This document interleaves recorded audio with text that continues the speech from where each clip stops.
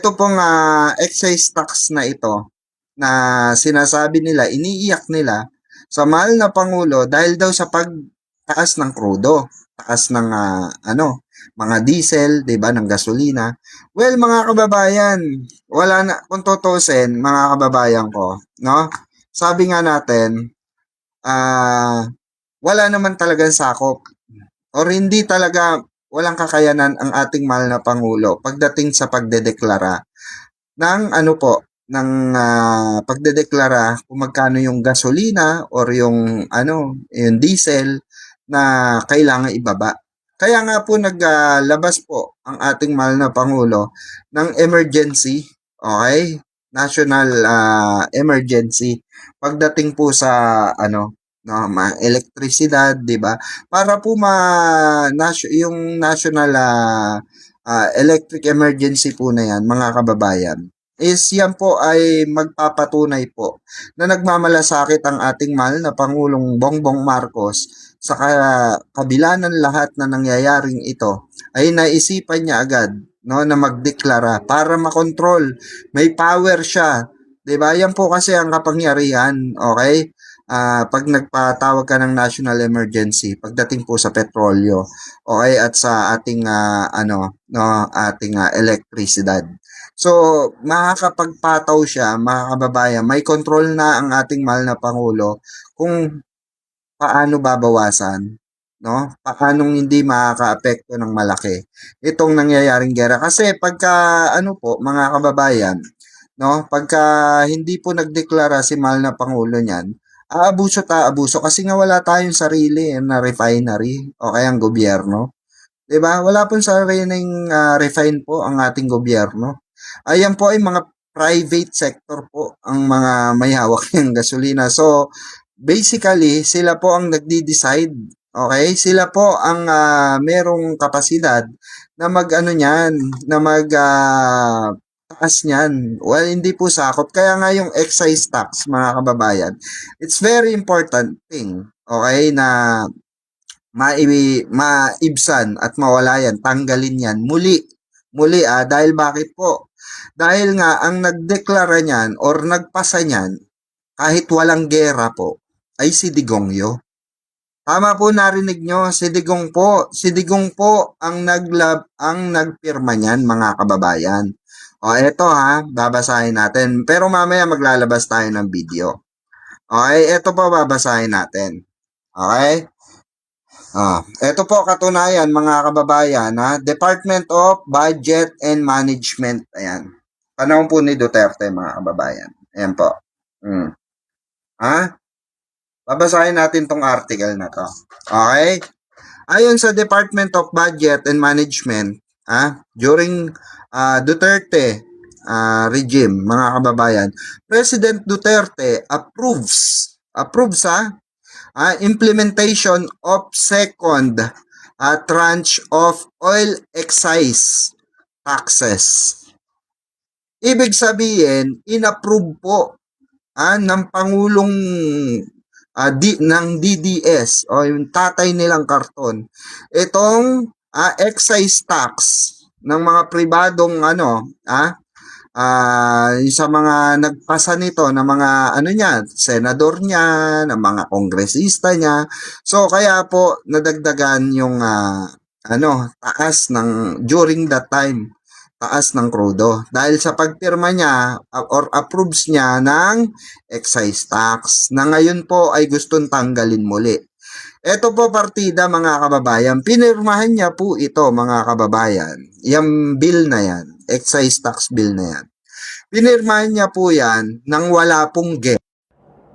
Ulitin po natin, mga kababayan, wala pong gera.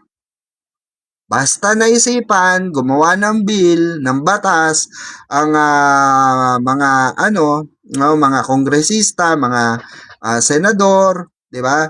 Na pabor saan po sa mga kaibigan nilang investor. Dahil malaki rin. Diyan sila kikita sa excise tax yung porsyento ba? Porsyento. Kaya shoutout dun sa mga didilis diyan Alam ko hindi nyo naiintindihan to. 'Di ba? Hindi nyo na itatanggi nyo pa rin 'yan. Itatanggi nyo pa rin 'yan. Oh. Ito pakinggan natin. In the cabinet meeting yesterday, President Rodrigo R. Duterte or Roa Duterte approved the recommendation of the economic managers to continue the implementation of the second tranche of excise taxes on petroleum products effective January 1, 2019. Mga kababayan ko, pandemic.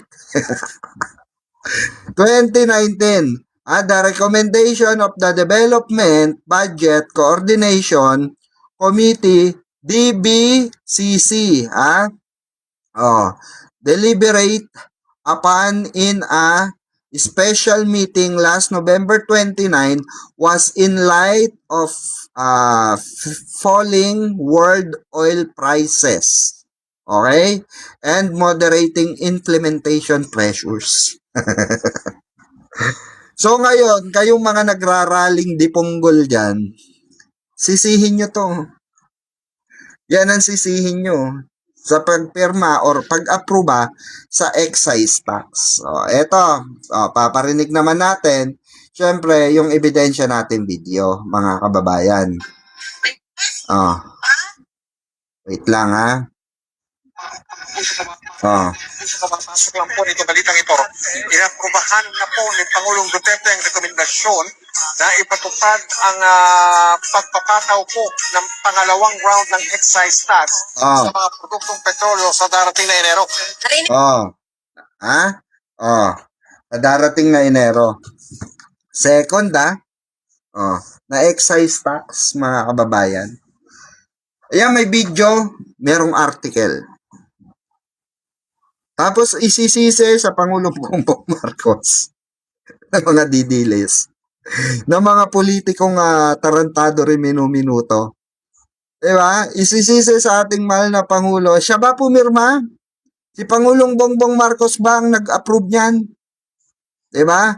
Kaya nga ngayon, diba, ang sabi ni mahal na Pangulo, diba, kayo ang gumawa ng batas para mapawalang bisa yan. Kasi yan ang trabaho. Yan po ang trabaho ng mga kongresista at ng mga senador.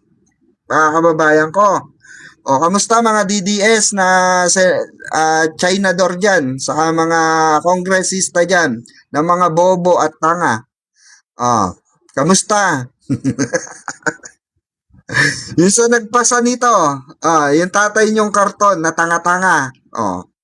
Na walang pakialam kahit maghirap ang bansang Pilipinas. Ang mga, di ba?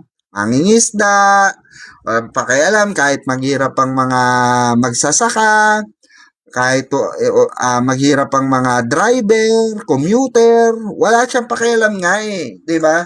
Siya na mismo nagsabi, mga kababayan, si Digong yun na po nagsabi, wala siyang pakialam kahit magkandamatay tayo sa gutom. Wala siyang pakialam dyan. Di ba? Yan yung katunayan, mga kababayan, na sinasabi nila na kesyo dapat daw panagutin si Bongbong Marcos dyan sa sinasabi nilang pagtaas. Anong kinalaman ni Pangulong Bongbong Marcos dyan sa gera ng Iran na yan, saka ng ng Amerika at Israel? May kinalaman ba? Sinabi ba ni Pangulong Bongbong Marcos na ay sige, maggera kayo para tumaas yung di ba? Paldo-paldo ang gobyerno sa excise tax na yan. Di ba? Diyan ba, yan ba sinabi ni mahal na Pangulo? Kasi kung meron kayong ebidensya, ilatag nyo dapat. Diba? Hindi yung puro kayo sisi sa ating mahal na gobyerno sa ginagawa ng lahat ng kapamaraanan